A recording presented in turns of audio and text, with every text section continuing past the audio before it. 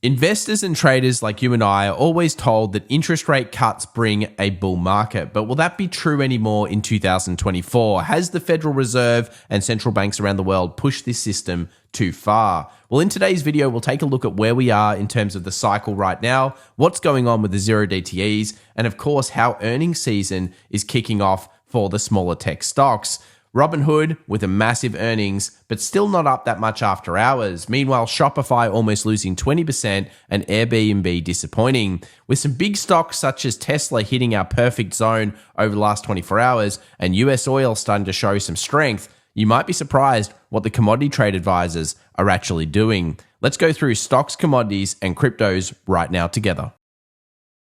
Well, welcome back everybody to The Daily Show. My name is Tom, and as always, we're covering the macro data, latest indicators, and of course, the hottest charts that are moving the markets right now. If it's your first time here and you want to better educate yourself on how markets are all interconnected and which asset classes are getting the biggest flows right now, remember to subscribe and smash that bell icon. So let's begin today by talking about cycles. Where are we? What's going to happen next? And of course, what could we expect to be looking at in markets?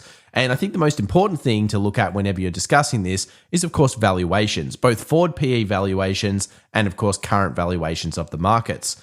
So have we been higher than we are right now? Well, the answer is yes. During the dot-com boom and during the innovation boom of 2021, we were much higher on markets. So can we push to a new degree? Absolutely, I think we can push up there. And you'll want to be starting to get very careful when you get into these high standard deviations.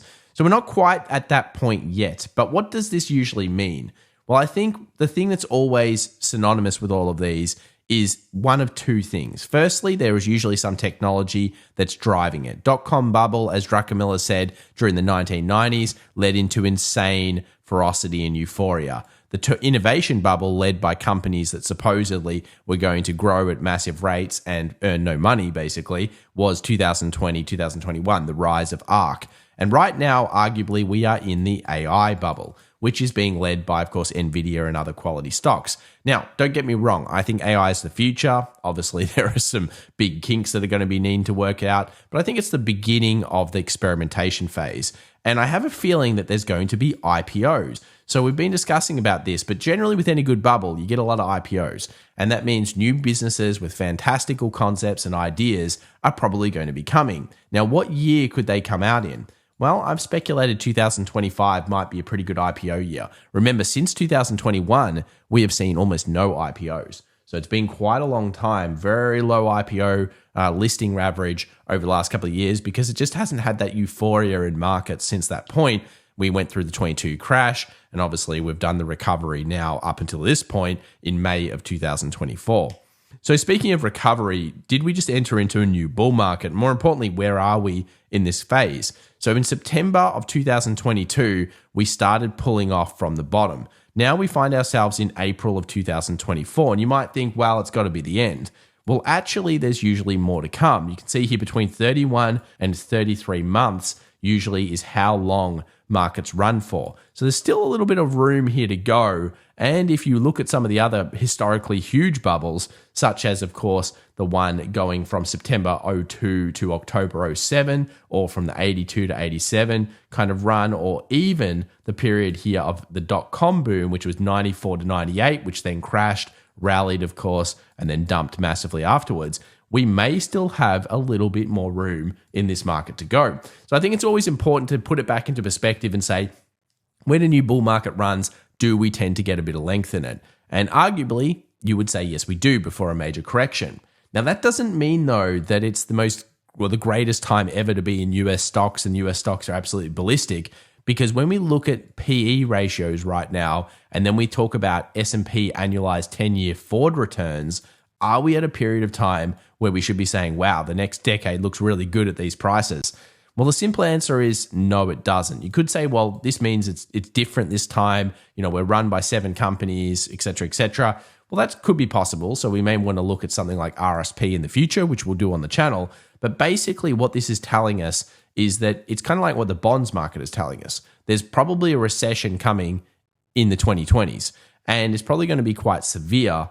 And it already has signs of showing up. Of course, the rise of copper, inflation getting out of control, and realistically, a lackadaisical approach to what we're seeing right now in markets, which has been, let's just say, not very decent tightening of lending and tightening of everything else out there, is leading into maybe the mother of all euphoria asset bubbles. And this could be showing you a bit of a sign that you need to tread carefully over the next couple of years. While everyone around you is going to go ballistic and say everything's amazing, including crypto and stuff, which we'll talk about in a moment, maybe it's time that you need to start saying, well, should I start questioning things? Should I get things a little bit more in order? And that doesn't necessarily mean you're all in cash or anything, but I think that the idea of being hugely indebted coming into the next couple of years could be a bit of a problem. Let's find out when leverage starts to hit this market, because right now it's still not in there, if you can believe it. So let's now take a look at one of the smaller cap tech stocks and why it's starting to show us signs of retail traders getting a bit euphoric. First up, $11 billion in deposits. Very nice. $618 million in revenue, up 40% year on year. Pretty impressive. And $26 billion in crypto under custody. That, including a lot of signups to their new credit card, is fueling what I would like to call the beginning of a huge amount of speculation. On top of all of this, have a look at this one. 24/7 trading products are now coming to the markets. So, of course, this means that people can do it anytime, any place, anything, whenever they want to look at stocks, commodities, and all of these other kind of asset classes. Now, could this create a problem? Well, I would say it probably can. And by allowing so many people to have access to this, I think what's going to happen is it's going to create a massive amount of speculation. But I'd be interested to know what your comments are down below. Meanwhile, you have Shopify also recording strong Q1 financial performance with 29% pro forma revenue growth, but they're showing that maybe margins on the future aren't looking so good. Now, I have a little bit of a theory about this. I think that a lot of people are saving up, a lot of you guys out there as well, and you're investing your money into assets. And you're saying, you know what, I could go buy that new MacBook, or I could go buy this thing, but why would I do that when I could go and buy some stocks, some bonds, some crypto, some commodities, or anything else, and enrich my life and enrich my family's life? And I think that's what's starting to appear in a couple of these stocks. They're saying forward guidance is not looking so good. Now, Shopify was down negative 19%. Airbnb was also down, but Hood on the other side had a pretty good earnings report. It was up plus 4%. And I've seen a lot of people complain about the plus 4%. Well, what you're looking for now is Hood to get upgrades. You've got to remember it was an IPO. Now, whenever you're looking at IPOs in the US, especially tech IPOs, they tend to come out really hot. And I always joke that you're better off getting into an IPO early, such as maybe that Elon one right now. And then as it lists, it usually dumps and comes back about, 24 months later, 24 months later. That's when you want to be starting to look at it again. So let's look at both the bull and the bear cases right now. First up, a 770 thrust. This is on the New York Stock Exchange. And as Grant Hallgridge says, and I agree, this basically is a fairly decent read over time to show you that markets are tending towards the bull side. So that would also make sense to where we are in terms of the cycle, and it would also make sense in terms of these crazy returns being a real possibility. 95.6% of the time we're positive off these types of thrusts over the next kind of 12 months, and the median return is 19.4%. So it's all kind of falling into line together when you think about it. So what does this mean for the SPY and for markets moving forward? Well, there are some sectors that are looking a lot better. So basically, the one that I think has been impressive recently has been utilities. Utilities really starting to pick up. What's that telling us? It's telling us that even some of the biggest players out there are starting to get a little bit defensive. And I would expect this to continue throughout the next 12 to 18 months. Also, I see things such as financials doing well. What's that telling you? Well, it's probably not as tight as you think in terms of financial conditions out there. Why? Banks are making tons of money. So it's certainly one that we're watching. And then, of course, we've got the rise of the metals and commodities that we've been discussing. So it's not just a semiconductor market anymore. It has been for a while now a market of many different asset classes.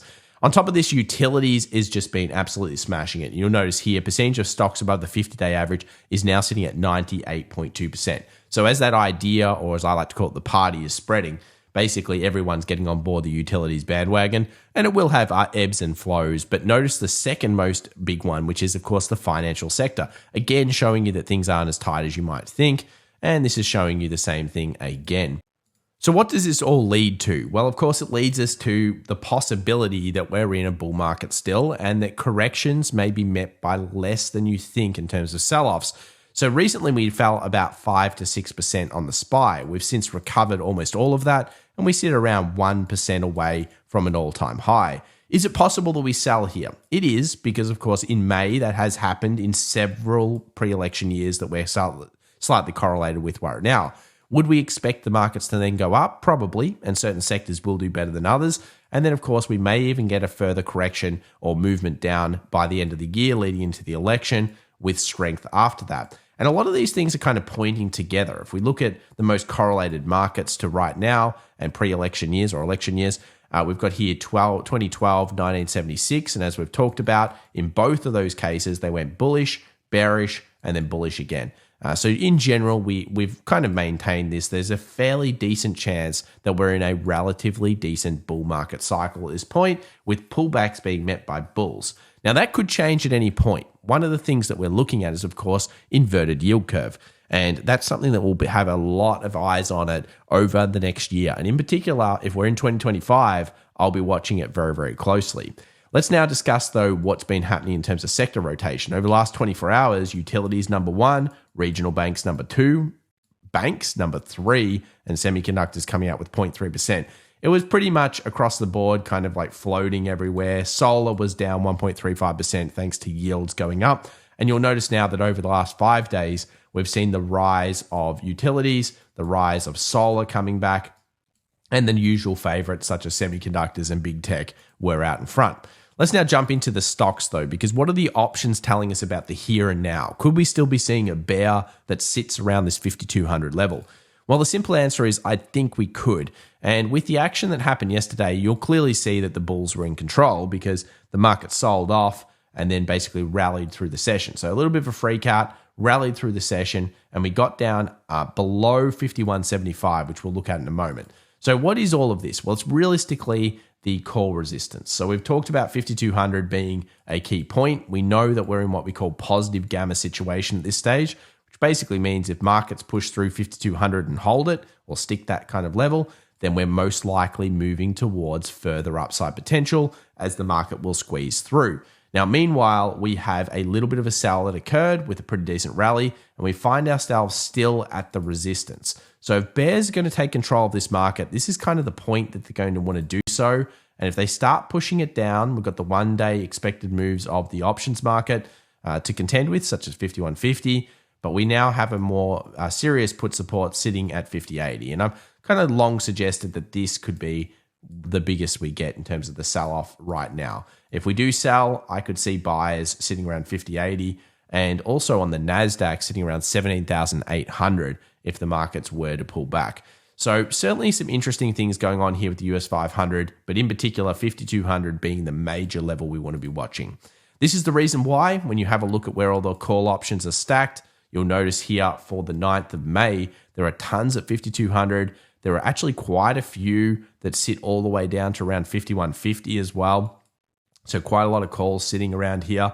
And if the market does go through the 5,200 zone, get ready for the market to start to blitz, because in general, this is where huge amounts of calls sit and they will need those hedges. And you can really see this illustrated by this chart here and even illustrated by the OPEX, that is the 3rd week options expiration that is coming in May. So a lot of stuff going on there, guys. Now let's have a look at the S&P and the CTAs. So the CTAs have been purchasing, of course, the S&P. They've also been purchasing the NASDAQ. And I thought this was a really interesting one. We talked about oil coming back down to a very key bull zone. Take a look at this. New high from CTAs in Brent. So what this is telling me and telling all of us, I think, is that there might be a really nice buy here in oil. And we'll get into that chart just a little bit later on. Let's look at some other markets around the world. We've talked a lot about how right now, with the forward PE, with everything, all the ratios, maybe it's better to look at certain sectors in the stock market in the US.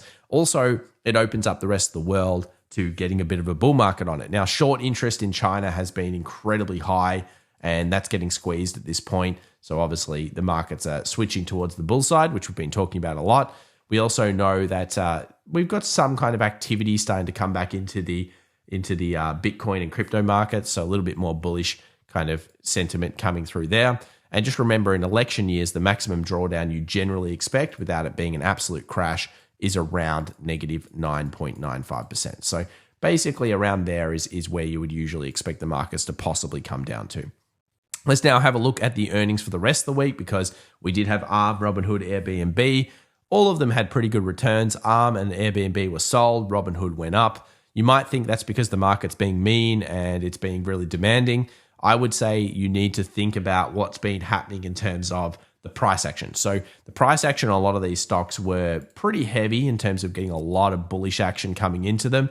And I think that's part of the reason why they've sold off. It could be an opportunity, though, for you if you're looking at it. Now, Shop was only expected to be plus minus 11 or 12%. It ended up being negative 19. So just remember, with the options world, it's telling us a lot about the expected moves. And every single earnings this season has been wild, with huge percentages both ways. Let's jump into the charts. What should we be most terrified of in the future? Well, I've argued this for ages, and I think we've all talked about it a lot, which is, of course, yield uninversion, or basically the US 2-year going underneath the 10-year. When this happens, we need to start being cautious and scared. Obviously, a lot of people saying it's okay for the Fed to sit at the same interest rate. Yes, historically, when the Fed has sat and they've done nothing, such as over here, it's been fine for the markets, and such as over here, it's been fine for the markets. So the longer the Fed sits, maybe the markets will be able to continue to rally. And at the same time, when they start cutting, remember, they don't do that out of the goodness of their heart. They do it because something is stuffed in the system. Now, a few people mentioned on the VIX, Tom, why are you not mentioning that now that the VIX is back down to 12 or 13, that's probably going to bounce again and create a lot of fear? Well, that's not necessarily the case when you really jump it out. But it is notable that last year, when we had that initial spike in the VIX during August and we came back down to around 1250 during September, was where we got the second spike of volatility. So it's certainly worthwhile watching as we are at that bear zone, that 5,200 on the markets, pretty much the most notable bear zone. But if we do stay low and we break through 5,200, I don't think you can ignore the fact that markets may keep going higher. Remember, during 2016 to 2018, we actually had the VIX sitting at like 10. So it was sitting at a very low point for a long time. It's like the calm before the storm. We got the storm, but at the same time, it took a long time. So just remember, with the VIX, you might think it's broken. I don't think it's broken. I think zero DTEs have taken over from a lot of the hedging, but it's still worth looking at on the charts. What about bonds? What about options in bonds? Well, they had a small uptick over the last 24 hours. Not worth noting yet. If we do see this uptick and start blisting up, then of course we'll be the first to alert you. This is generally what we're starting to look for a sign of weakness in the market that may not be there in price action just yet. Remember, bonds can show us that.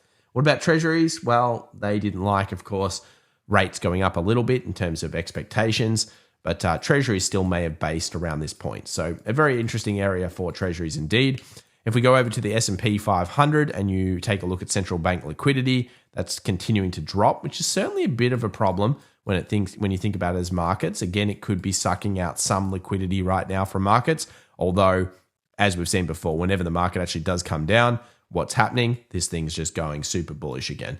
So realistically, it's something worth watching, but we'll see whether we get price action to go with it. Copper also holding its own, showing an expanding economy. If copper price is going up, that usually means inflation is round. It also means expanding economy. So this is due to mostly government spend. So government spend around the world has, of course, increased. US dollar. This is getting close to the bear zone. So we've pretty much been talking about this ever since we cracked below. I'd like to see the US dollar get back to around 105.60, 105.70. And around this level, we expect it to possibly weaken.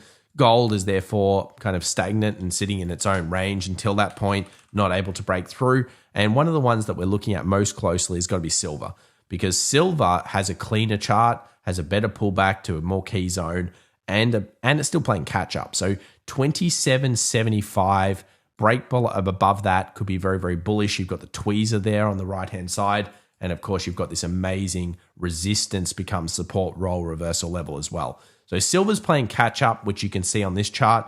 We're nowhere near where we should be for silver. Silver should be probably about 0.015 in terms of ratio to gold. And at the moment, it's still trading at 0.012. So certainly some catch up there for silver in the future. Now let's go over to the most probably exciting chart, which is US oil. So we saw CTAs increasing their position in oil. We've also got two wicks coming off here with a big sell-off wick that's been absolutely plowed all the way back up. Now, to me, this tells you that there's an initial injection in oil. And I feel like the oil chart is certainly starting to look a lot more bullish. Now, is it through 79.88 yet? No. But do I like what I just saw? Yeah, I kind of do. And of course, it happens at our great bull zone. So well done, guys.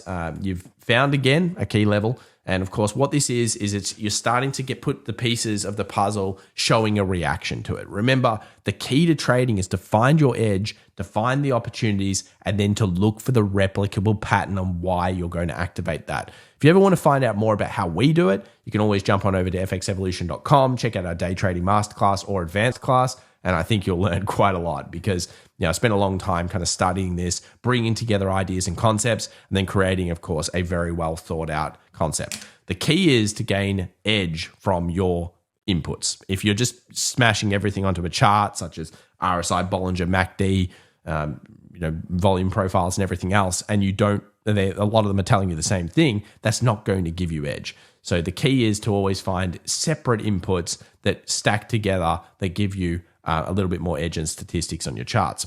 Now let's have a look at Tesla. So we talked about 170.20 being the most traded zone. Well, it came down pretty hard into this level. We've got a few different ribboned EMAs and SMAs that are sitting here, and we found a little bit of buyers. So basically the first level for Tesla's pullback to find buyers did. Is it enough to find, significant, okay, this is the turn point? Well, maybe it's not.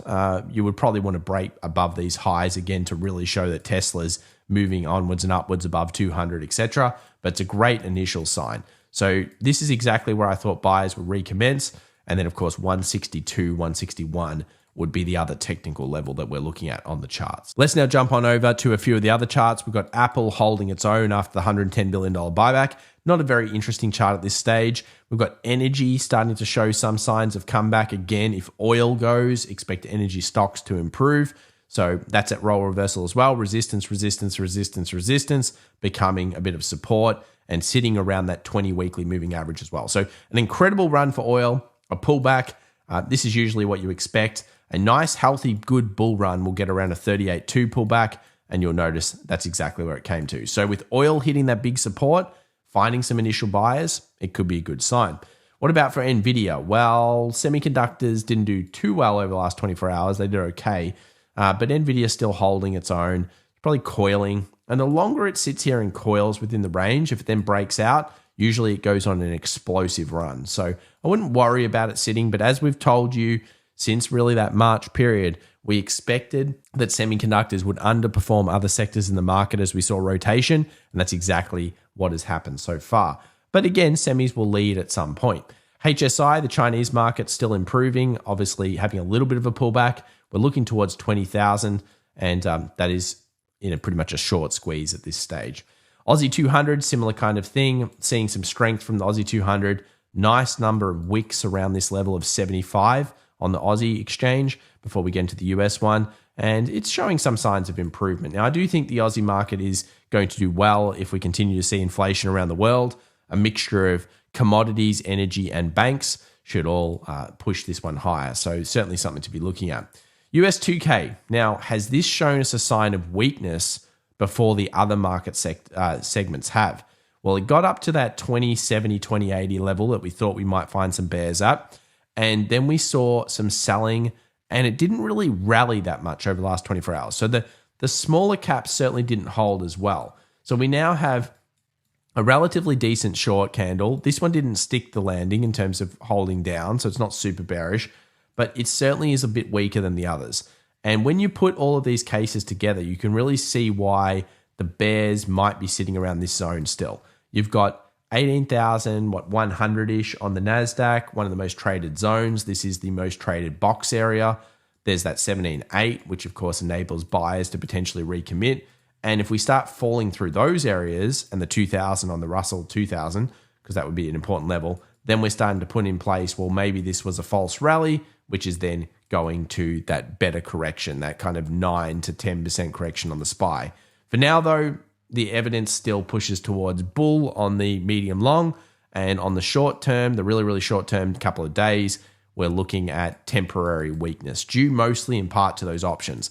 If we push through, though, I would say it's going to squeeze because we saw all those positive gamma situation options sitting there on the 0 DTEs. Let's also have a look at the crypto market, what's going on there. So crypto is certainly falling. We kind of expected this after we fell through that point in the previous session. We spoke about it. I do want to really do a special on crypto because I think there's some exciting analysis to be done on Bitcoin and maybe where crypto is heading in the future, and also it compared to the US dollar or fiat system. I've seen some good stuff there that I want to bring you guys. What do I think about, pull-ups at this point? Well, as long as we stay under something like 63K, we're probably looking at still further weakness. And I'm wondering whether 60,000 is going to find a buyer. Now, 60,000 would be a very good level to see buyers come back in, and it would also possibly stop the sequence. So a lot of people are not incorrectly starting to map out the fact that this thing is pulling up around the same amount of ways. So it's got a high, a low, let's say this one's a higher high, then we've got a lower low, we've got a lower high, we've got a lower low, we've got a lower high, and of course they're saying, well, it's in a downward trend here on the daily. Yeah, you're absolutely correct. It is in a downward trend here on the daily. It doesn't mean you have to be terrified of it. Of course, 60K I think could be where the bulls recommence. And of course, if they push through this 67.2, then it's undeniably bullish at that stage, with pullbacks to be met by bull demand. So could we get a 52K? It's still possible. It's going to take the bears to really come in, though, pretty quickly into these markets and start pushing it back down. Ethereum also being weaker than Bitcoin as well at this stage. So if you actually have a look here, all the wick purchasing, everyone's been purchasing around this 3,000 market price range. If it does get too much underneath there and close, that could also be a sign of all the alts starting to weaken. Maybe Bitcoin might hold, but it's kind of showing you a de-risking across the board. So one to watch will be Ethereum on the charts. For news this week, the good news is there isn't much news. The bad news is big news is coming next week. Core CPI on Wednesday, 15th of May. Don't forget about that. That's going to be a big one. It's going to move markets quite a lot. And of course, if you're interested in finding out more about how it's going to move markets and what to look for, remember to subscribe and smash that bell icon. Also follow us on the other socials if you're interested. Thanks so much for watching, guys. Hopefully my voice will be back tomorrow and we'll keep you posted. Bye for now.